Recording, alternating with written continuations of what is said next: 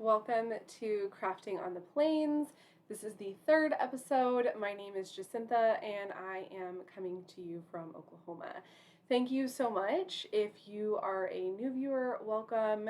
And if you're a returning viewer and a returning subscriber, welcome back. Thank you so much for subscribing and coming to visit me again. If you have not already subscribed, please consider subscribing if you like what you see, and please consider liking and commenting on the video. I am just completely blown away again by how many people have watched and liked my second Flosstube and how many people have subscribed, so I really appreciate that. I also wanted to give a very special big thank you to Corinne at Quaker Creates.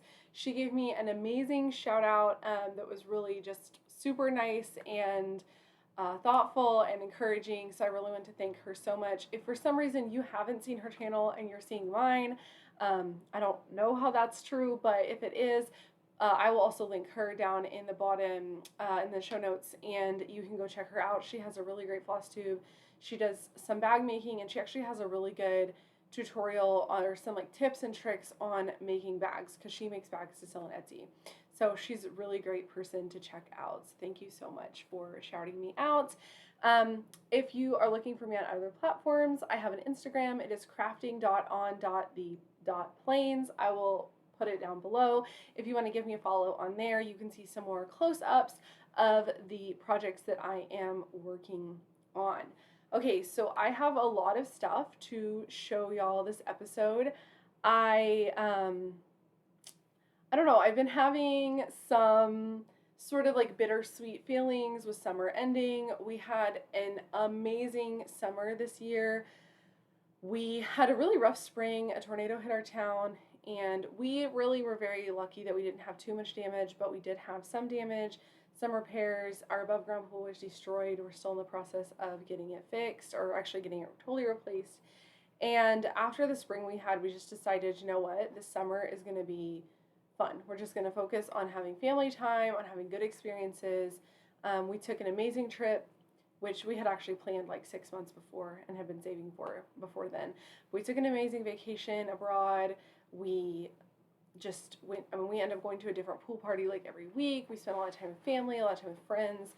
And so this season ending, going back to, I'm an attorney and a college professor, so going back to work in the office has been a little bit bittersweet. And then my daughter has started pre-K this year. She started last week. So it's been a lot of like emotions to have the summer end, have her start, regular school. And so I've been starting some things. I've been doing some retail therapy, so I've got some haul. I've just got a lot of stuff. I've really been doing crafts as a way to make myself feel a little bit better about that. So, and I also did want to say, so Holly, Mrs. Jones Stitching, Holly Jones, she's also in Oklahoma. I don't know her personally, but she was posting on her video about her son starting pre-K, and she got kind of emotional, and I told her, it actually made me feel better because I felt like I'm not the only person that's like very emotional about my child starting school. So thank you to Holly for being really real and sharing that, and showing us all that it's okay. So I'm going to jump right into the crafting. So I do have, first off, and I will mention, I am going to be showing stitching, sewing, and knitting, and so I will put timestamps below for anything that the different sections, so in case you're interested or not interested in different types of crafts, you can jump around. Okay, so starting with stitching, I have a finished object, a fully finished object.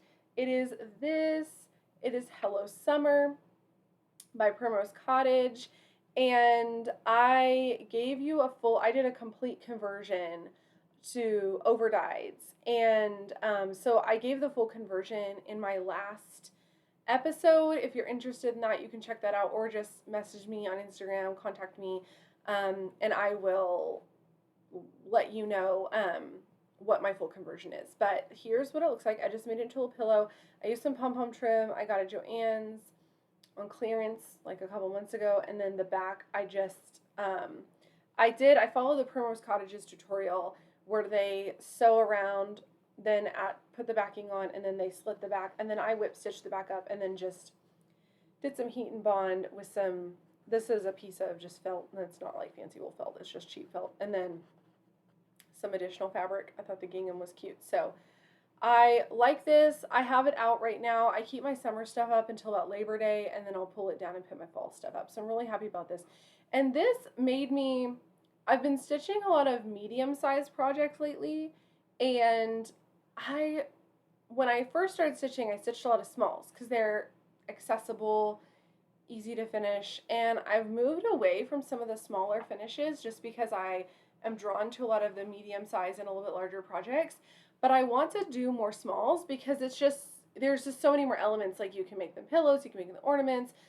There's ways to get really creative with them, I feel like. And so, I don't know, I'm thinking about making 2024 like the year of smalls. And I'll still be stitching other projects, but maybe trying to incorporate more smalls, like every month do a small or something like that. Just because I really loved getting to play with the different trims and fabrics that you don't necessarily get to do when you're just putting something in a frame. Okay, so I have a finish, and this is a whip I started last October, and then it got put away for a little while, and then I pulled it back out recently, and it is called Trick or Treat by With Coffee Crafts on Etsy, and I love this pattern. And I showed it last time as a plan, and I pretty much immediately, as soon as I was done with that Flosstube, pulled it out and started working on it and kept on working on it until it was finished. So last I showed you this archway and the pumpkins down at the bottom were done, and all I had to do was the cats, the October 31st words, and then the back stitch on the eyeballs, and then I also added in my initials. So I'll get a little bit closer. And I did make a little modification. So this is all called for colors because I just love their color palette. But these cats are a little bit further apart than they're supposed to be. So when I stitched this several months ago, started it, I remembered belatedly that I had gotten off somewhere in here and then had to kind of like fudge the pumpkin to make it work. So I like made a mental note to myself, it should have been a physical note, that when I went down to stitch the cats, I need to stitch this cat first and then count the ghost cat off of the skeleton cat. And of course, promptly completely forgot about all of that and thought I'm going to be responsible and do the big chunk of white stitching first to get out of the way, and then realized that my cat was in the wrong spot and I had stitched like most of the cat and I was not pulling it out. So I just reconfigured it a little bit so that they were evenly spaced. So they're supposed to be closer together, but they're further apart. That's okay. They're just like giving each other some personal space. But I really, really love how this turned out, and I'm hoping to have it in a frame before I start putting in my fall decor because I'm excited about this. My next thing, I'm going to show you some starts. So the first one I debated even showing because I'm not able to really give a lot of information about it. I'm sorry. So this one, I purchased this chart off of Etsy 3 years ago. Several years ago, I bought it off Etsy. I like printed out the pattern page, didn't even save it, and I looked and the Etsy shop does not exist anymore, and I don't know really how much I would be able to tell you in order to buy this pattern. So I'm very sorry. However, I did some looking and I found a list of similar patterns available that are kind of in the same vein in case you are inspired by this and want to stitch something similar. And actually, there's actually a pattern that's very, very similar to this, and I can't remember off the top of my head which Etsy shop it's from, but I will, I don't think it's a copy or anything. Once you see it, I mean, it's a Halloween style Quaker. Like, how many different small Halloween Quakers can you make? But once you see it, if you look down, there's a link, and I'll have a links of several similar style patterns. And actually, a number of them I like a little bit better than this one. And if I had found them before, I probably would have stitched them. And several of them are on my to stitch list. So hopefully you like that little curated bundle that I've created, since I can't give you a whole lot of information about this pattern. But so this is what I've been working on, and it's just a little, it's like, I want to say like 80-ish by 80-ish, maybe 100 by 100. I left it in my hoop because I've been working on it today. I'm trying to get it done. But it's just a really simple, spooky style Quaker pattern. And I'm almost finished. I have like one line to do, filling in the raven or crow or whatever it is. And then there's some additional colors. So the color palette is obviously black 310. I just dropped the pattern. And then it calls for a orange and a, an orange and a green.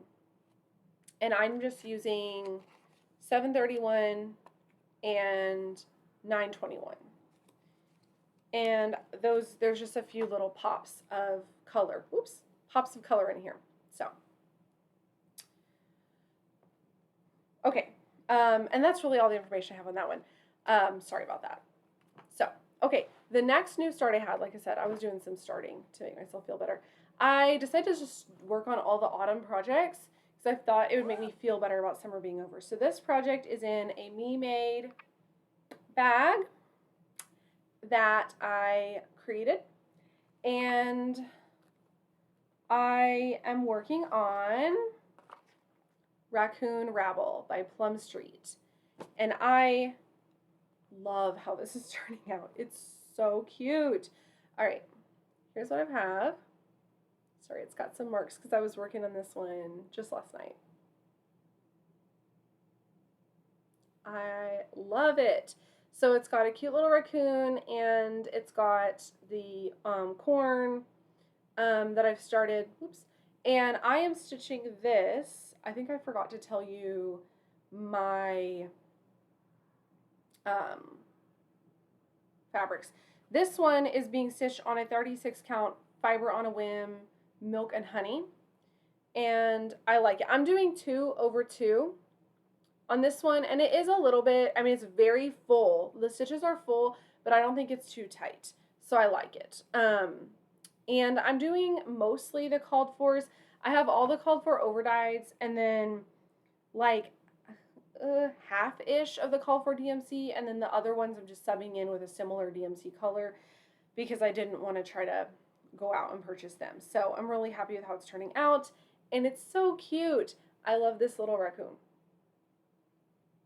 And this was what I worked on during Common Threaded Stitcher. I did that this past weekend, and it was so much fun. I did not get to finish out the weekend because our air conditioner broke, and it was just too hot to do anything but like try to find places to drive around and go to. So unfortunately I did not get to do all of the prompts, but I did a lot of them, and I really enjoyed it. And this was the piece that I really tried to stitch on the most during Common Threaded Stitcher.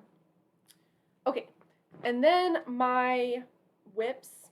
So I have 2 whips that I'm going to show you that I've been working on. The first one is I brought back out my white winter moth, the Kathy Barrick.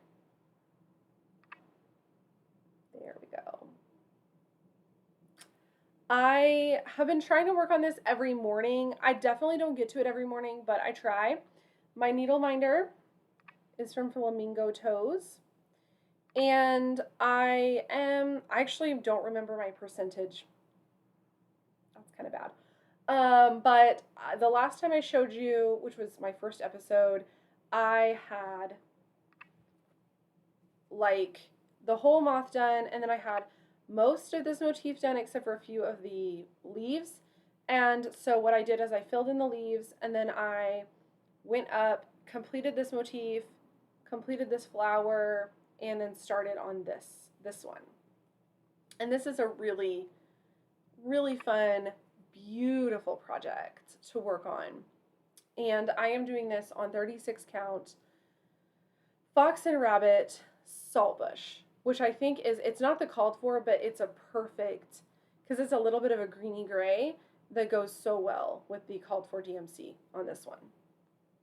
And I'm doing it 2/2 on 36 count because I really like the coverage.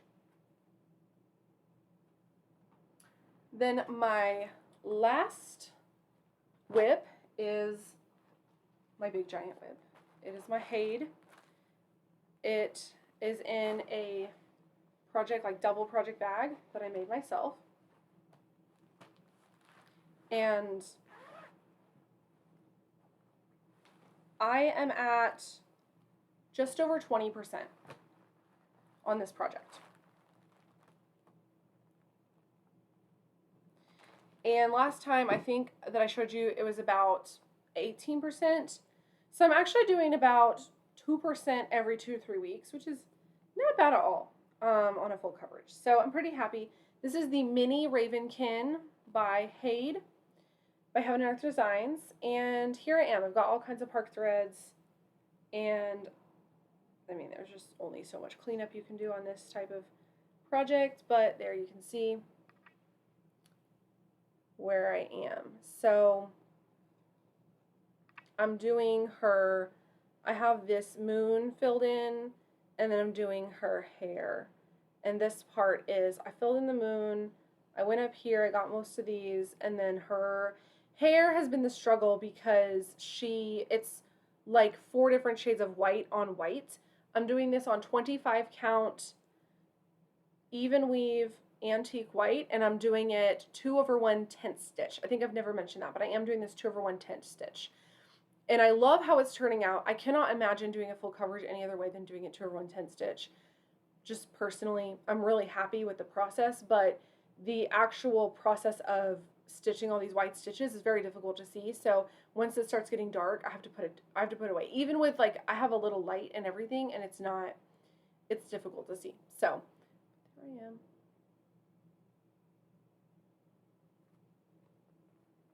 And I have a couple other little few stitches up at the top to fill in. But I'm hoping on having my second page finished the next time I talk to you. Okay, so that concludes the stitching. I'm going to move on. Oh, actually, I'm going to do my stitching haul right now because I think that makes more sense to do the haul in the sections where it goes. So, as I mentioned, I've been doing a little bit of retail therapy. This is not a lot of haul, but I do have some haul. So I picked up 2 patterns. I bought them both on Farm Girl Dry Goods. And so the first one I got is because I saw Nicole Spohr had stitched it for Christmas in July. And it was one of those things where I just could not get the pattern out of my head. I just kept thinking about it. And there's something I really, really loved about it. So it's Cup of Christmas Cheer by Brenda Gervais. And it's so cute. I love the pink. I think for me, it's the pink. It's the pink gingerbread house. I love like a pink. I love like the vintage Christmas stuff that's a little bit non-traditional colors. So I really liked it. So I'm hoping to start that one in the holiday season. And then I also picked up, because I didn't want to pay for shipping for just one thing. So I went ahead and I'm going to try to pull it out of the package so that it's not a glare. Americana Red by October House Fiber Arts. And I think everyone has seen this one. Like, it hit market this past year and everyone was obsessed with it. And I get it because I'm obsessed with it. So I think when I stitch this, though, I'm not a big fan of alphabets. So I'm going to do just like there. And maybe do some of the bands like on something else as like a drum or something. I don't know. But yeah, really excited about that. I don't know when I'm going to stitch it, but maybe next year sometime early. But this was another one that I had just been thinking about a whole lot. And so I thought, I'm just going to go ahead and get the pattern and maybe slowly kit it up. Okay. All right. And then the next thing I purchased, I think this might be my New Year, New Start. Actually, no. I take that back. It might be my birthday start. My birthday is very close to New Year's. So my birthday is actually in between Christmas and New Year's. So what I picked up a few things. I ordered this, and I ordered this from Stony Creek. Yeah, Stony Creek. I have seen this a couple places. and I loved it. So this is Nora Corbett Moon Glow. Sorry, I had to scooch. I think my video wasn't focusing, so I had to move up and hope that it would focus on me. But so Moon Glow by Nora Corbett, and I have several others that I'm interested in, but I know I want to do 1/1 on the skin. I know you can stitch 2/2. I know that's why it's charted, but I love when I see people who have done the 1/1 skin. I love it. And I want to do it, but I'm intimidated by doing it. I don't know why. I think because it's not charted that way, and I don't know why. But so I thought, okay, well, this is a Nora Corbett that has no skin. Like, it's an outline. So this might be a good, like, introduction into the world of Mirabilia and Nora Corbett as a first attempt. So I got that, and then when I ordered it, I also went ahead and picked up the embellishment pack of all the beads that you need, because I felt like that's the easiest thing to do. And then I'm completely remiss because I cannot remember the name of the person who I saw had stitched this. I'm trying to look it up really fast because I want to give them credit for their brilliant work.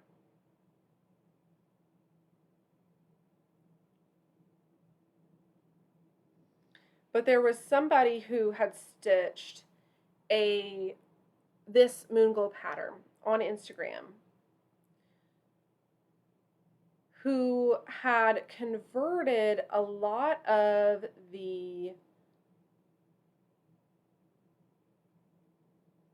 it is cross stitch spells. Cross_stitch_spells. That's the person. So she had stitched this, but it calls for several Karen water lilies. And I'm willing to buy the water lilies if I need to, but they're a bit pricey, right? And you need 6 water lilies, and they're like 6 something a pop, right? So I was like, I mean, I guess if I have to buy it, whatever, I will. But she had converted several of her water lilies over to the DMC variegated. Sorry for the crinkles. I just shoved all of this into the bag that it came in so I keep it together. So I went ahead, and the last time I was in Norman, I picked up a few of the DMC variegateds that she had suggested, that she said would work instead of the water lilies. So I think after this, I'm going to have to buy 2 water lilies because she didn't convert any other ones. And so I'm going to probably buy those 2 water lilies, and then I'll use these DMC variegated because that's what she did. She used 2 water lilies, the DMC, whatever they're called, variegated ones, and then the called for DMC. And hers looks beautiful. So I'll put her Instagram handle below so you can go check her out. So I'm really thankful for her for doing that because that saved me quite a bit of money. And so all I need now is to pick out some fabric. I think I'm going to stitch on 32 count because that's what's called for, and I want the beads to fit. So I'm thinking that will be my birthday start. That'll be a really fun birthday start. Okay. So now I'm going to talk sewing, which is related to quilting. Okay. So the first thing that I have sewn is a new project bag. And it's so cute and spooky. So I went to Joann's the other day with my daughter when we were in another town that has a Joann's right now, and found this remnant. It was a remnant, and it was like $4. And it's got all of these adorable, like, I don't know, Halloween sweets, like cutesy Halloween candy and cupcakes and stuff. I don't know why, but I love it. So I made one of these, and I just used some of scraps, some metallic for the top, and just lined with gray, And the back, I did just a gingham that I had laying around. I'm really happy with it. I tried to do machine binding on this one, and it looked terrible. It looked horrendous. And I actually picked it out. I don't pick out a lot of stuff. If I can live with it, I'll leave it.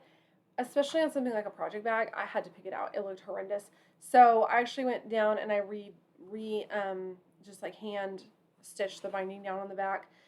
And I'm still not happy with it because I think in my machine binding, my corners didn't do very well. So I don't know. I'm going to have to practice that a little bit more.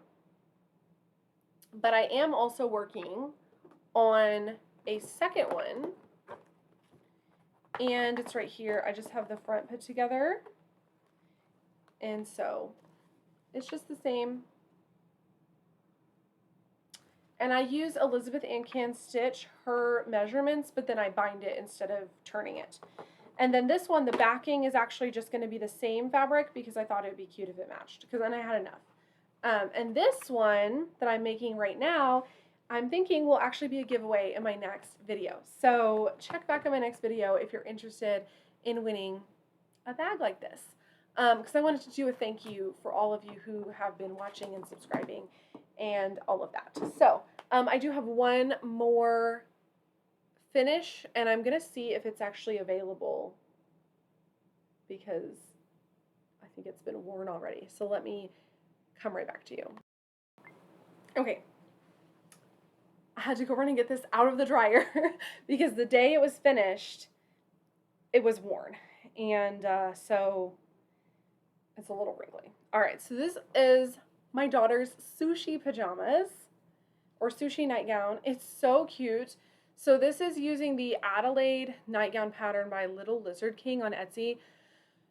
It's a very cute pattern, but I will tell you, I was not 100% satisfied with it. It printed a little weird, which I think that might have been me just not like reading things properly, but I noticed a couple errors. So one, on the armhole is bound using binding or bias binding. And it says in the pattern multiple times, 1/2 inch single fold bias tape. And I reread it like 18 times, like single fold, because I was thinking like I've never bound something, like I've never bound like a armhole with single fold. Usually use double fold. And the instructions were kind of making it sound like double fold.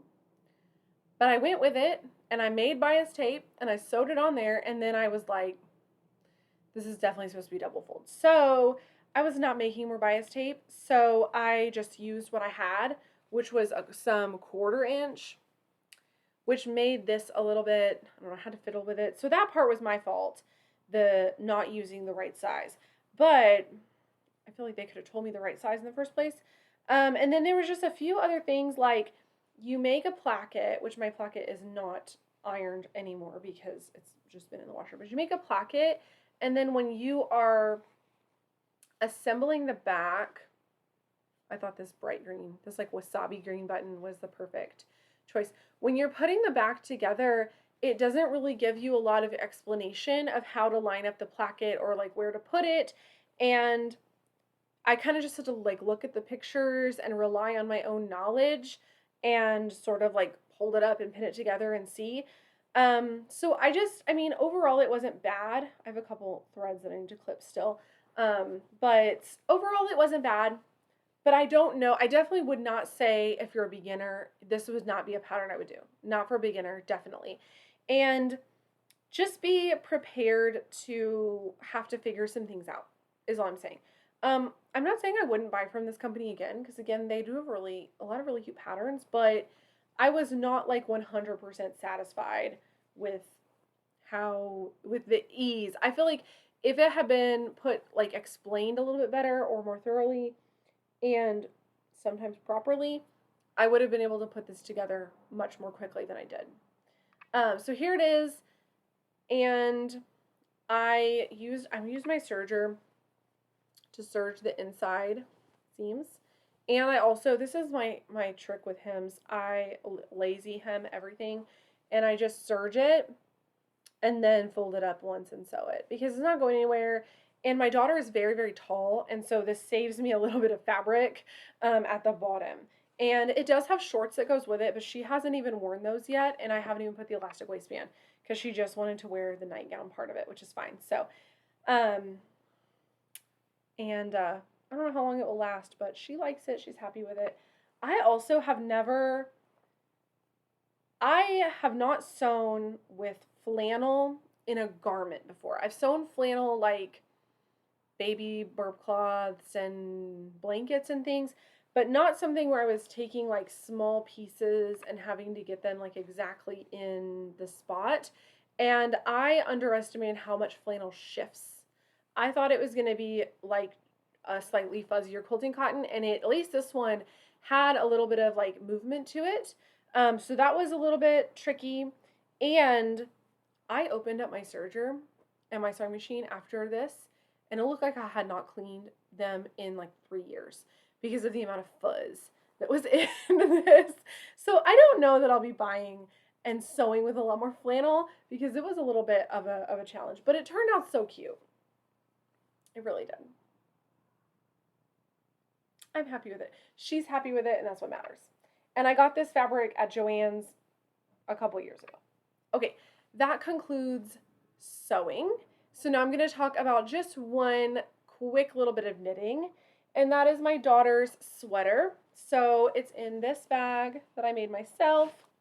A lot of the details about my bags are in previous videos, but I am making this. This is Adventures with Rainbows by Jennifer Steingass, and I'm knitting it in Knit Picks Brava worsted. The main color is Dove Heather, and then I'm using a variety of other shades.